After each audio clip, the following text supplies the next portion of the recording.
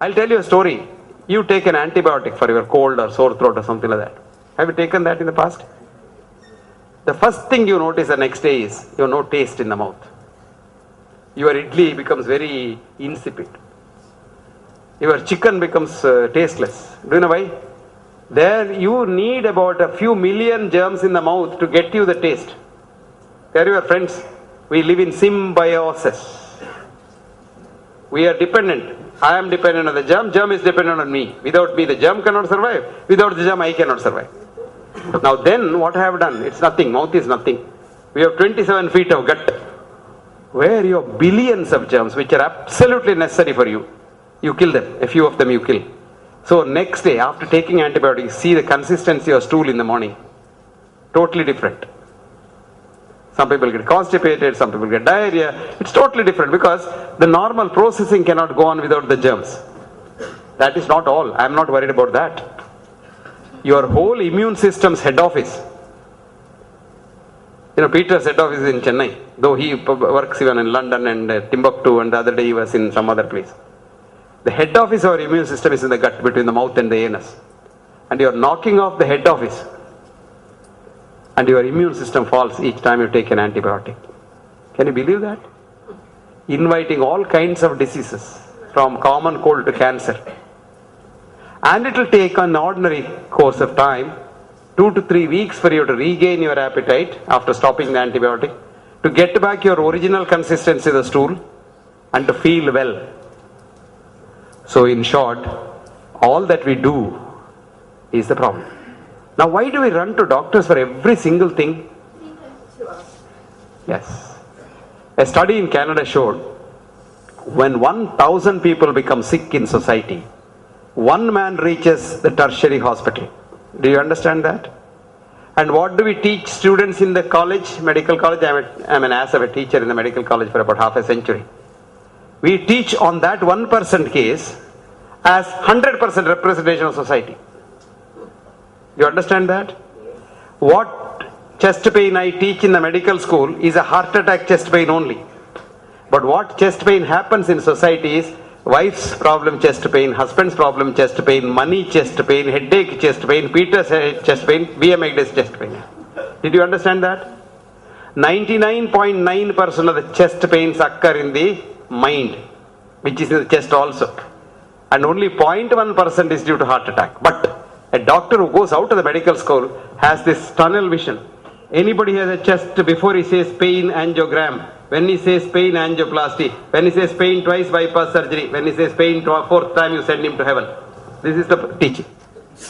That is why I have written a book called What Doctors Don't Get to Study in Medical School. What's that book's name? What Doctors Don't Get to Study in Medical School. If you want to get into the world of medicine and see what all happens there, read that book. But I wouldn't tell you, you buy that book. E is equal to mc squared was what is taught in the school. But no, E is equal to m. This was discovered by a great German physicist who is the present president of the Max Planck Institute, the highest seat of physics learning in the world. I have left India. I'll come back to that. My friend at the...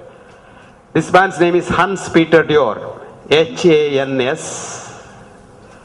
Peter is Peter, our Peter. Peter is everywhere. Dior, D-U-E-R-R. That's a German spelling. Peter is like mind. Peter is like mind, everywhere. Peter is like mind. Peter is like mind. Hans is the present president of the Max Planck Institute. He was a colleague of Albert Einstein. He was a colleague of Werner Heisenberg. He was a colleague of Niels Bohr. He was a colleague of all those great names in physics. But he is now 84. Still very healthy, upright. 6 feet, 3 inches tall. Can't speak English well. We were lecturing recently in San Diego. He was lecturing on physics. I was lecturing on the wrong science of medicine in San Diego, which was a nice meeting. And Peter was speaking before me. He said, E is equal to M. Now you can read a simple article he has written for all of you in the internet. Write down. Matter is not made up of matter. What's the name of the article? Matter is not made of matter. Yes, matter is not made up of matter. Author's name, Hans, H-A-N-S, Peter, P-E-T-R, Duer, D-U-E-R-R. Go to Google, write that. He has written an article for you only. Read that. Anyway, now he said E is equal to mc squared is wrong. E is equal to m. And I call it as a duality. What does Peter call it as? A duality. But what he said after that is very interesting. He said, who am I? I am not even a small speck of dust in front of the great Indian seers who thousands of years ago called it as Advaita. And he quotes, that's the interesting part. I was ashamed sitting there on the days with him. He says, Bahirantas Chabhutanam. It is inside and outside of everything. Charam Acharamevacha. It constantly moves but looks immobile. You and I look solid, but there is nothing solid about you. You and I are bundles of jumping leptococs. Sukshmavatet avijnayam. It is so subtle that no science, no scope, endoscope, telescope, microscope, nothing of that can see it. Avijnayam. It is beyond science. Very interesting. Durastam. For those who don't know. Cha, Aniketa cha. Those you know, it is inside you. Tat, he said. Tat, that. Leptoquark. Beautiful. Fantastic. Who says that? Hans Peter Duer. I know. And I was really having tears in my eyes. And then he told me during dinner time, Professor Hegde, come to my department next time when you are in Europe. I will show you all the Vedas, the Upanishads, and all your scriptures in my department. And I have a motto in my laboratory which says Tat Tvam Asi. German, scientist, Christian, Methodist, doesn't matter. Wisdom is the same. Jesus never said hate anybody. Prophet Muhammad said never hate anybody. Prophet Muhammad stood up when a dead body was being taken. His friend said, he's a kafir. Why do you stand up? He said, don't talk like that. I am respecting the spirit of another human being. And Prophet Muhammad said, respect everyone else like you. Jesus said, love thy enemy also. Love thy neighbor, of course, not the neighbor's wife, love thy neighbor. And even your enemy you love. That's the motto of this universe. That's how it can go on. So, friends, what did we now say? Mind is the king, is the kingpin. Now, what's the problem with the mind? Some economics professor was here. Who is there? Suddenly looking at her. Yaar, economics in the model. Economics, somebody told me during tea time, I teach economics in Kerala. Economic statistics. Economics 2002, the economics Nobel Prize goes to two professors of economics in Chicago University. Vernon Smith and David Kahneman. Vernon Smith arranjittundairunnalle. Yes, Vernon Smith and David Kahneman, 2002. For what? They showed that all of us are born with a fantastic heart, loving everyone. Homo altruisticus. Did you understand that? Every human being is altruistic, compassion, full of compassion. Vadane, the Nobel Committee picked up that paper. That's called dictator experiment. Now economics experiment cheyano. Nobel Prize kittilla. You must do experiment to get the Nobel Prize. But in the same department, there was a brilliant professor of economics. His name was John List. John List came from a different pedigree. To be a professor in economics in the Chicago University, your father must be a big man, you are a rich man, you come from George Bush or Kennedy or somebody like that, and you must study in the Ivy League universities, big university. You know the disadvantages of studying in these universities? Huh? Label Allah. What are the disadvantages? Nice article there, write down. The disadvantages of elite education. I was telling the IIT people yesterday.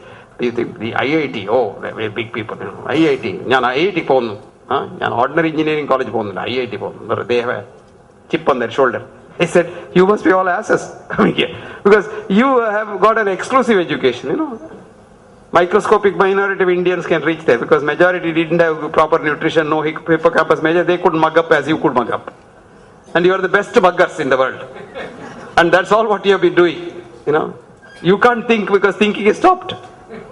This fellow is such a nice man. Viskovic is his name. He is a professor in the Yale University. And this man writes, do you know what? His wife left him one day. As usual. Wife is like a shirt, you know, when you don't like it, or the wife doesn't like the husband, they just go away. These days they don't even get married. Getting married is expensive. Getting divorced is more expensive. So live together, cohabit, no problem. Legalize prostitution. But then say hi and go away. Doesn't matter. But then what happened?